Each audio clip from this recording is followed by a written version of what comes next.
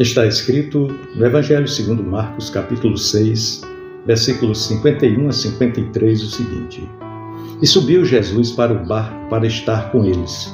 E o vento se aquietou, e entre si ficaram muito assombrados e maravilhados, pois não tinham compreendido o milagre dos pães, antes seu coração estava endurecido. E quando já estavam no outro lado, dirigiram-se à terra de Genezaré, e ali atracaram. Meu irmão, minha irmã, a narrativa que acabamos de ler no Evangelho segundo Marcos vai muito além do registro de um milagre espetacular. Trata-se de uma revelação profunda sobre a maneira como Deus se relaciona conosco em momentos de crise, em momentos de medo e também em momentos de limitação. O texto aqui nos coloca no meio de um cenário muito dramático. O mar está revolto, os ventos são contrários, diz a Bíblia, e os discípulos estão exaustos, física e emocionalmente. Mas é nesse cenário que Cristo, o Cristo glorioso, se aproxima e transforma tudo simplesmente com a sua presença.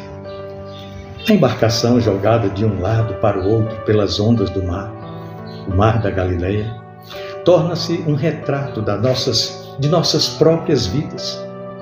Muitas vezes nós também somos como aquele barco, frágeis, vulneráveis, instáveis diante das pressões externas e dos dilemas internos pelos quais todos nós indistintamente atravessamos. O mar representa o caos, a incerteza, a imprevisibilidade da existência. E o vento contrário simboliza exatamente as forças invisíveis que, de forma invisível e poderosa, tentam nos impedir de avançar. Sejam elas dúvidas, traumas, perdas, tentações, ou até mesmo crises espirituais, crises existenciais também. Interessante notar que, no texto, os discípulos estavam obedecendo a uma ordem de Jesus quando entraram naquele barco. Eles não estavam ali por desobediência, mas por fidelidade. E isso derruba a ideia de que nós só enfrentamos dificuldades quando estamos fora da vontade de Deus. Ou seja, quando estamos em desobediência, quando estamos em pecado. Não. Muitas vezes é justamente no centro da vontade de Deus que os ventos sopram com mais força, contrariamente aos nossos propósitos. E Deus não promete a ausência de luta, mas presença garantida na luta. Isso faz toda a diferença. O texto aqui nos revela também um detalhe essencial. O texto diz que eles ficaram atônitos, pois não tinham entendido o milagre da multiplicação dos pães. Eles viram, mas não conseguiram compreender. Eles participaram, mas não conseguiram assimilar. Isso nos mostra que é possível estar próximo das manifestações de Deus, experimentar milagres e ainda assim manter um coração endurecido. Um coração, fechado à revelação plena de quem Deus é. Muitas vezes isso acontece conosco. A dureza do coração aqui não é apenas incredulidade, mas trata-se de insensibilidade espiritual. E isso é um alerta para todos nós. O que Deus tem feito em sua vida que você ainda não conseguiu compreender completamente, assim como os discípulos não haviam compreendido ainda o milagre da multiplicação dos pães. Olha, meu irmão, minha irmã, a caminhada de Jesus sobre as águas é um dos momentos mais emblemáticos do seu ministério. Na tradição bíblica, o mar sempre simbolizou o caos primordial. Desde Gênesis, quando o Espírito pairava sobre a face das águas, como diz lá em Gênesis 1, até as visões apocalípticas onde onde o mar já não existe, João declarou. Quando nós caminhamos sobre o mar, Jesus declara, Jesus caminha sobre o mar, declara de maneira simbólica, também escatológica, que Ele domina completamente tudo aquilo que nos ameaça. É assim. Seus pés estão sobre o caos. Jesus reina acima do medo, acima da ansiedade, acima da dúvida, acima da dor. O mar que para nós é ameaça, para Jesus é estrada. Ao entrar no barco, Jesus não apenas acalmou o vento, mas Ele redefiniu aquele ambiente. A sua presença alterou a atmosfera.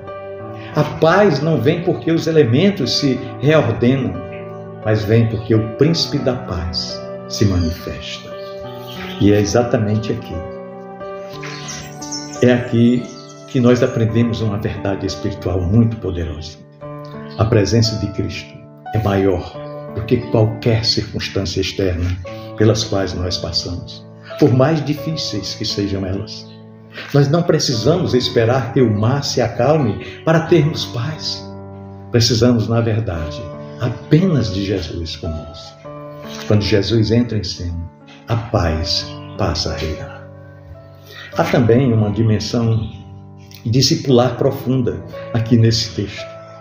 Jesus está formando, ensinando, moldando aqueles discípulos. Ele não os livrou imediatamente da tempestade. Isso é interessante, esse fato. Ele permitiu que eles enfrentassem o vento, a escuridão, o cansaço, o desânimo, para que eles pudessem, assim, aprender a depender mais da sua presença do que dos seus próprios recursos. Isso porque alguns deles ali eram pescadores profissionais, tinham muita experiência.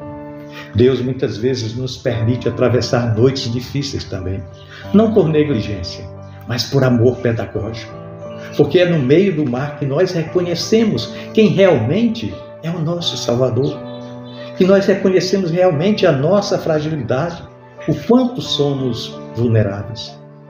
O destino é Genezaré. Genezaré, um local fértil, conhecido pela terra boa e produtiva. Isso nos lembra que por trás da travessia há um propósito. Deus não nos leva a enfrentar tempestades por acaso. Há um outro lado que nos espera. Sim, há sempre um outro lado. Se a circunstância é difícil, tem o outro lado. A tempestade tem um fim e ela não é o destino final, mas um trecho do caminho. Aqueles que perseveram, sustentados pela graça, descobrirão que a terra firme depois da luta. Há o outro lado. As circunstâncias ficam para trás. E o texto termina com um gesto simples, mas muito significativo. O texto diz que eles amarraram o barco, atracaram o barco. O que antes era um instrumento de desespero, agora é ancorado com segurança. É assim. O barco não afundou. A jornada não foi em vão. O milagre foi completo. Isso nos mostra que há um tempo em que a luta termina, em que a dor passa, em que o que hoje é tormenta se tornará em testemunho. Portanto, meu querido irmão, minha amada irmã, se hoje você se encontra em meio a um temporal existencial, seja ele emocional, seja um temporal espiritual, seja um temporal familiar, seja um temporal financeiro, saiba que o Senhor não está distante de você. Ele vê a sua luta, Ele conhece o seu cansaço e já está vindo ao seu encontro. Às vezes Ele virá de forma inesperada, caminhando sobre aquilo que lhe assusta. Nessa situação, Ele caminhou sobre as águas do mar.